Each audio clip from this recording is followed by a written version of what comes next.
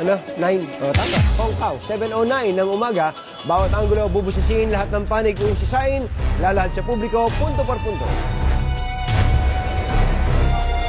Tila maagang nabinyagan ng Administrasyong Aquino pagdating sa kontrobersya. Wala pa man ang unang 100 araw ni Pangulong Noynoy Aquino, inula na ng krisis ang gobyerno mula sa wetting issue, hostage crisis at reproductive health bill. Ngayon pa lang, bagsak na ang grado ng mga militante.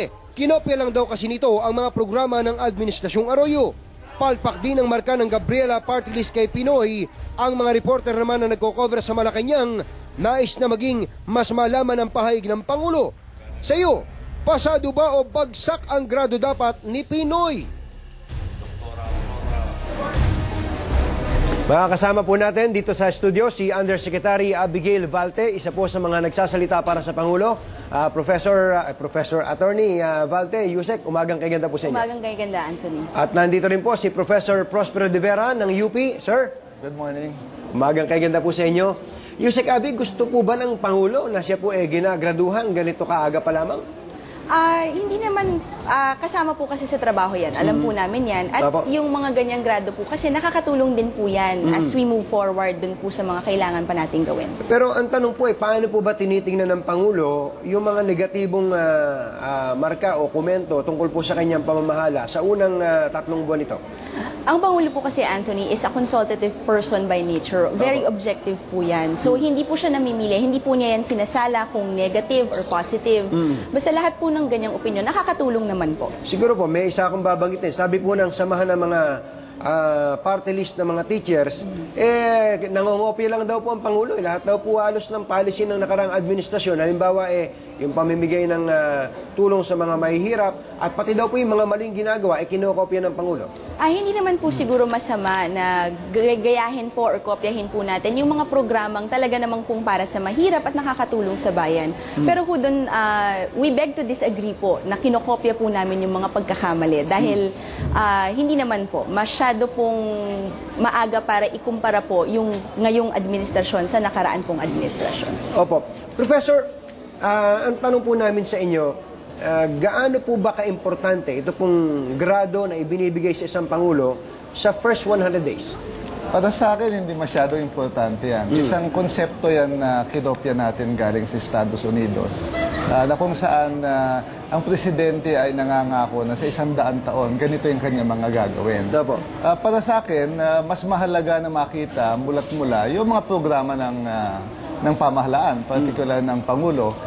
Yung 100 days, reckoning point lang yan nung panahon ng transition. Para sa akin, transitional period yung 100 days eh. So dapat, ang batayan natin, pagka sinukat yung ginawa ng Pangulo sa 100 days, gaano ba naging katagumpay yung transition mula sa isang administrasyon papunta sa susunod? Ba't ba kasi may nangangako pa na ganito gagawin niya sa next 100 days? Talagang kasama yan sa ating demokrasya. Pagka hinihingi mo ang boto ng taong bayan, nangangako ka kung anong kapalit ng kanilang mandato sa'yo bilang Pangulo.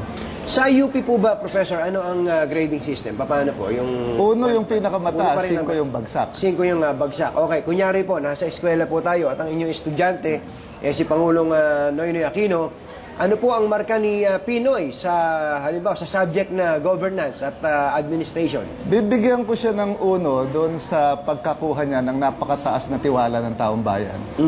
Sa buong kasaysayan natin, ngayon lang nagkaroon ng Pangulo na 85% yung kanyang trust rating. Walang nakagawa niyan, kahit na si Cory Aquino hindi umabot ng 85. So uno dyan. Uno yung foreign relations, yung kanyang pagpunta sa Estados Unidos. Maganda ang kanyang pinakita, particular yung pakikitungo sa mga Pilipino doon. 5 sa Luneta hostage crisis. At talaga namang masama yung naging dating niyan, hindi lamang sa Pilipino, kundi sa nasa labas. Siguro 2 sa pagpili ng kabinete.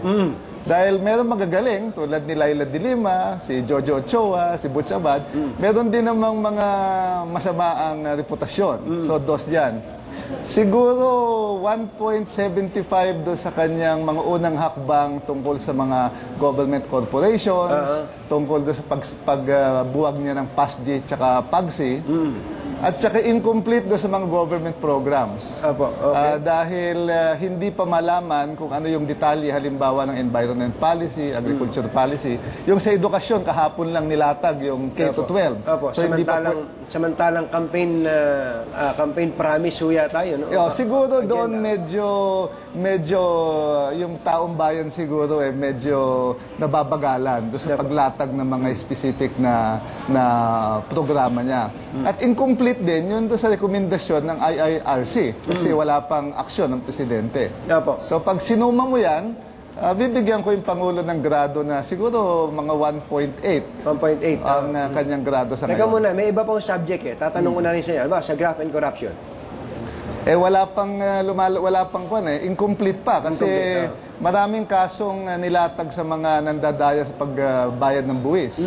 Pero magagraduhan yan kung sila'y makonvict. Kasi mahilig tayo na file ng kaso, pero wala namang naipapakulong. Pag may naipakulong na, siguro bibigyan ko na siya ng grado. Sa ngayon, incomplete pa lang yan. Peace and order. Peace and order, maaga pa para makita. Sa economy po, sir. Sa economy, ang magkakatalo dyan pagka tumaas ang revenue collection ng pamahalaan. Dahil pabagsak ang revenue collection at ayaw magtaas ng buwis ng presidente. Opo. So, palagay ko sa isang taon, magkakaroon tayo ng malaking fiscal deficit. Kaya dyan masusubukan ng Pangulo kung talagang hindi siya magtataas ng buwis. Opo, bago ko lang po ibalik kay Yusek Abi, sa communications po, yung mga mensahe ng Pangulo. Huwag na nating graduhan yan. Para sa akin, mas magaling mag-communicate ang Pangulo kaysa yung mga communication team niya. Hindi ako kumuhay natin. Okay, Yusek Abi, ano po reaksyon niyo? Siguro, dun muna sa grado niyang may uno, foreign relations. Sir, ano pa yung may uno? At saka yung trust rating na trust rating. Ano pong sagot niyo? Ano pong reaksyon niyo ron? Agree naman po kami doon kasi nag-exert naman po talaga ng effort ang Pangulo, hindi lang po sa isang bagay, ngunit sa lahat ho ng bagay na kailangan ng atensyon niya. Laktaw lang ako doon sa mga incomplete, no? Kasi kahit sa isang estudyante, ang 100 days ay hindi sapat para maipakita ng isang estudyante ang buong gilas niya sa kanyang guro. So ngayon, yung 100 days natin, may 6 na taon pa ho tayo. Wala pa ho niyan even 1/4 nung dapat pong ipakita sa atin yung panahon na dapat ibigay kay Pangulong Aquino para po maipakita niya yung totoo niyang gustong pagsisilbi. Ngayon ho, meron ho tayong mga programa na talagang pwedeng pang short term, meron po tayong long term.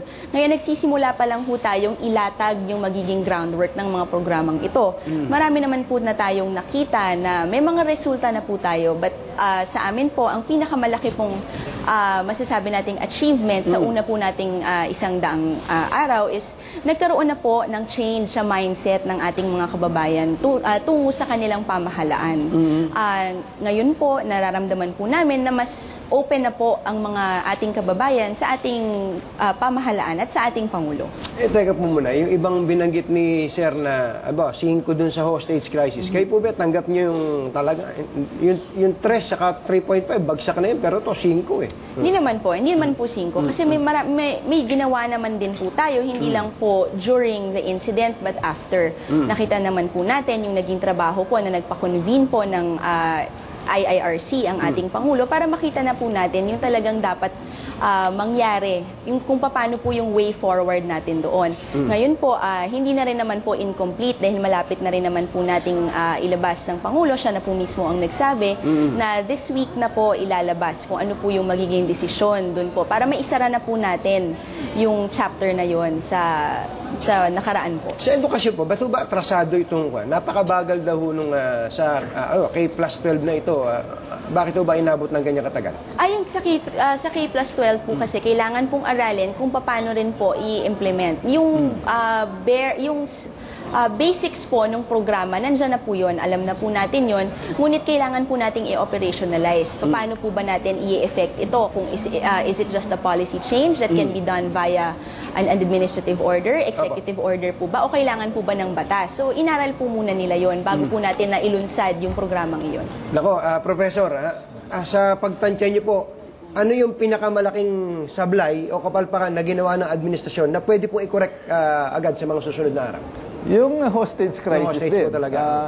Ang sukatan niya ay kung meron bang mananagot sa mga kapalpakan nangyari.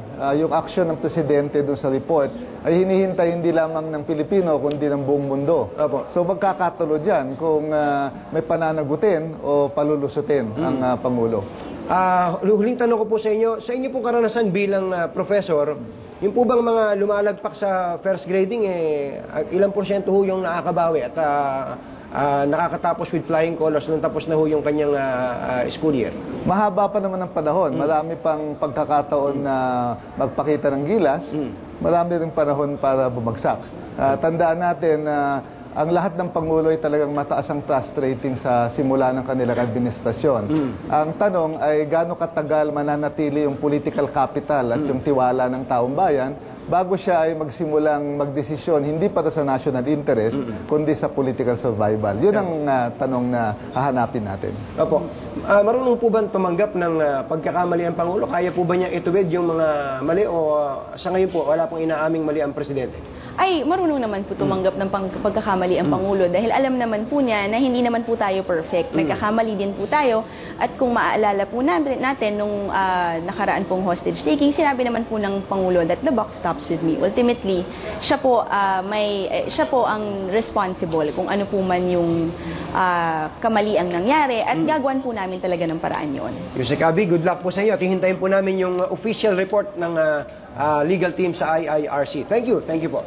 At sa ating pong Facebook comments, galing po kay June Olgado, hindi raw sapat ang 100 araw, nasa 5% pa lang siya ng kanyang kabuang panunungkulan, kaya dapat bigyan ng pagkakataon ng Pangulo. Sabi naman ni L.U. Bartolata, judging so far, pasado naman siya, he does what he does best, staying cool even in rough times. Pasensya na ho kayo, pero hanggang ngayon ko po kasi hindi ko maintindihan kung bakit dapat pong graduhan ng Pangulo sa unang 100 araw nito sa pwesto. Ang pagkakaalam po natin, nag-umpisa po yung 100 days benchmark na yan sa panahon po ng ika-32 Pangulo ng Amerika, si Franklin Delano Roosevelt. Ito naman tayo mga Pilipino, gaya-gaya, puto-maya. Mawalang galang po sa mga politiko at militante na nagbigay na po ng grado sa Pangulo. Sa tingin niyo po ba, sapat ang napakaikling panahong ito para po makapagbigay ng makahulugang konklusyon sa uri po ng pamamahala ng isang Pangulo? Tutal po naman mahilig tayong magbigay ng marka. Ibabalita ko lang po sa inyo ang bagong-bago at mainit-init na survey ng SWS. 71% pa rin po ng mga Pilipino ang believe kay Pinoy, 11% lang po ang hindi. Sa ganang akin po ang kahulugan po nito'y nais ng ating mga kababayan na bigyan ng mas mahabang panahon ng Presidente para tuparin ang kanyang mga pangako. Si Superman nga po kung minsan na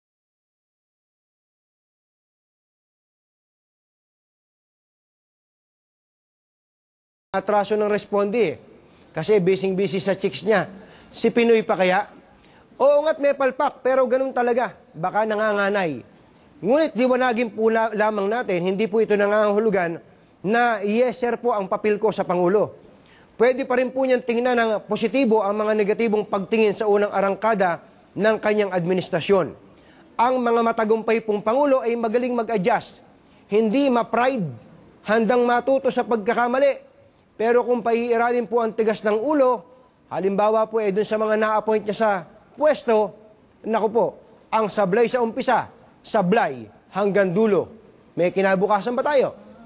Di ba't napakasarap kung merong pagkakaisa? Walang taong nangaape, walang nananamantala. Ang mabuhay ng payapa yan ang tangi kong hiling. Pero bakit ba ganito kay rami na dumaraing? Babalik ko ang umagang kay ganda. Awayan ng awayan, pati magkakadugo.